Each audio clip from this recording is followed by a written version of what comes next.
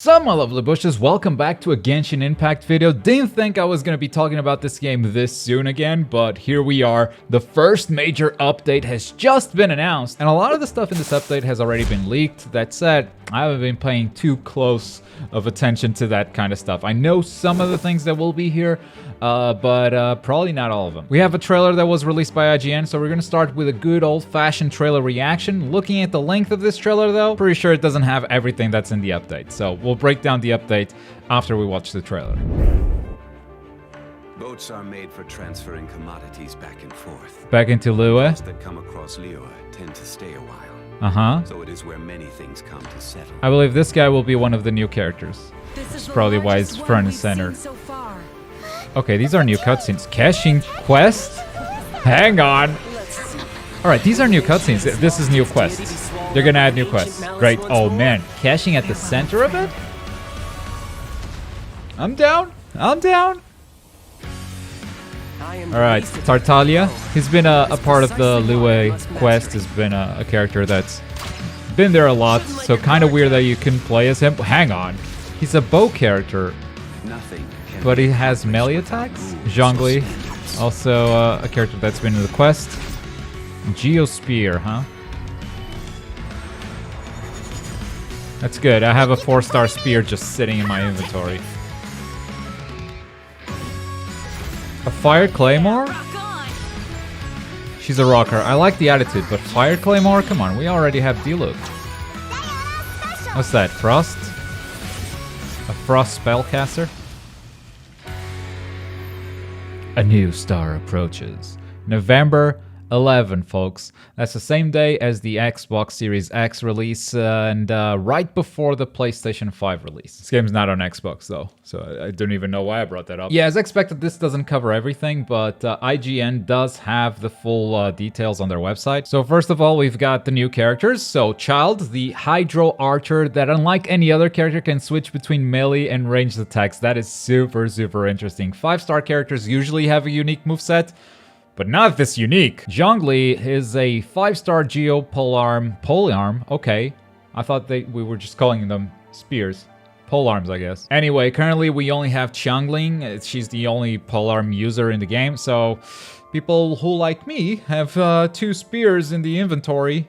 One of them is just gonna go unused, so finally we have an extra character for that. Xinyan and Diona are the new 4-star characters who have not been detailed yet, but will offer more effective elemental combos and combat strategies. Okay, I think we saw Xinyan was a fire claymore user, and Diona was an ice spellcaster. So I think she's the first ice spellcaster that we have.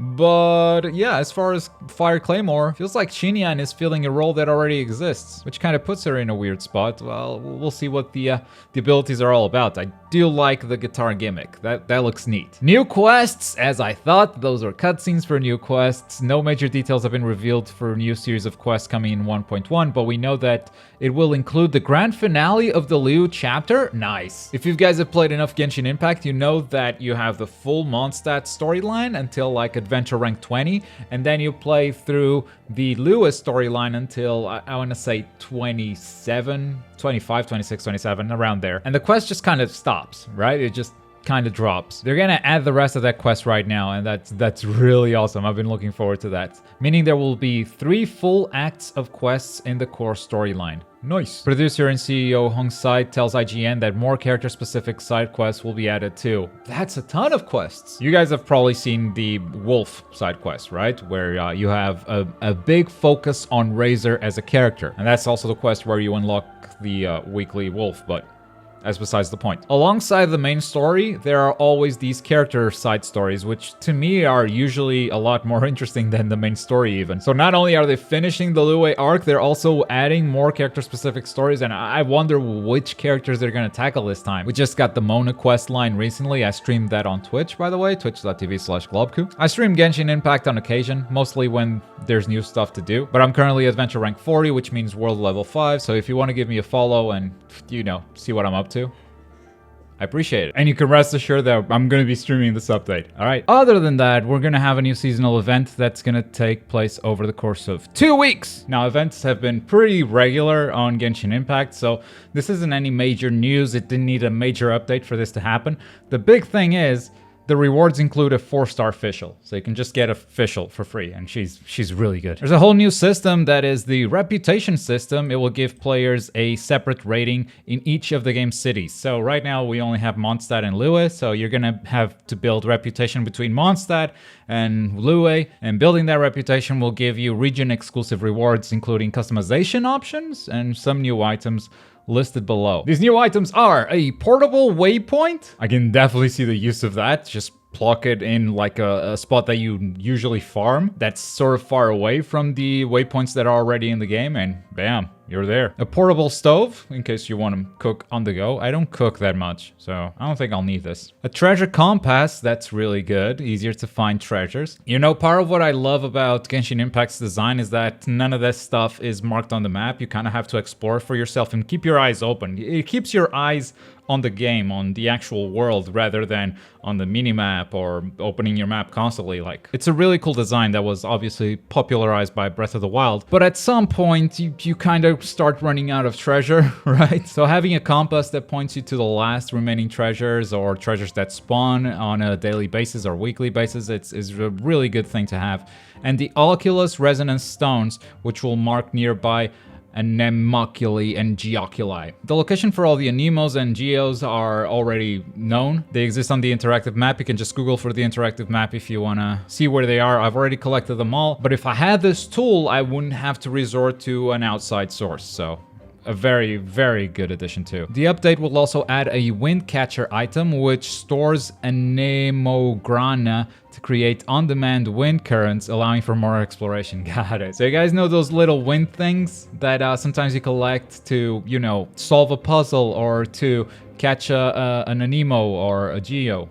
The wind catcher will allow you to store these, which means you can just create a wind current anywhere you want, which is something that you can already do if you have Venti. But if you don't have Venti, well, the wind catcher makes up for that. A fun monster cameo. I think I'm just gonna skip this, but basically it's the company's president is gonna make an appearance as a Hilicho. It's a fun Easter egg. Developer MiHoYo also confirmed that the game will be fully playable on PS5 with improved graphics and faster load times. I wonder if this is also coming in this update or if it's coming at a later date, because the thing is, this update is dropping right before the PS5 launch. So if this optimization comes in this patch, that would mean Genshin Impact is ready for the PS5 launch as soon as it comes out. It will still be backwards compatible, but you know, if you can get a bit more out of it because you have a PS5, especially those load times, man.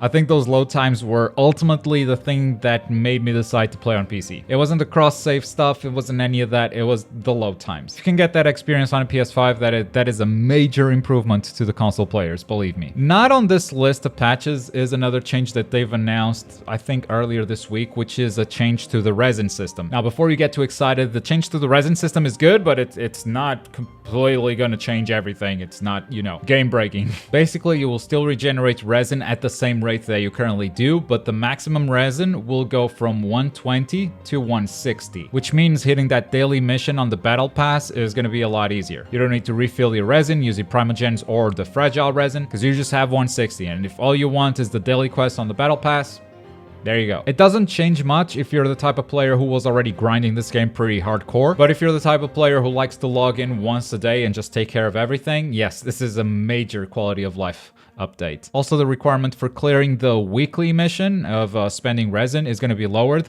so you don't have to spend a lot of primos to do that. Maybe you don't have to spend any. I didn't do the math. This update is huge. It is not the new area that we're all kind of waiting for. We're waiting to see the new area and how big it is and how much comes with it. But this is still a sizable update. 4 new characters, a ton of new quests, you know, the seasonal event. I don't even consider it a part of the update, but sure. The reputation system, the new items. Not to mention, even if you're on the PC, you have to recognize that they had to put in the work to make those changes to the PS5. This is absolutely massive. It's a free update. Once again, of course, it's free because they want you to play more.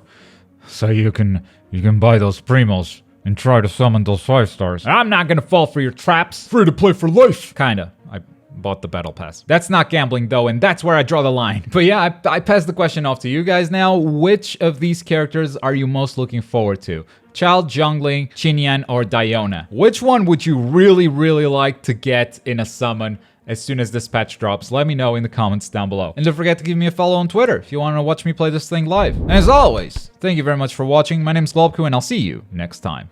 Bye.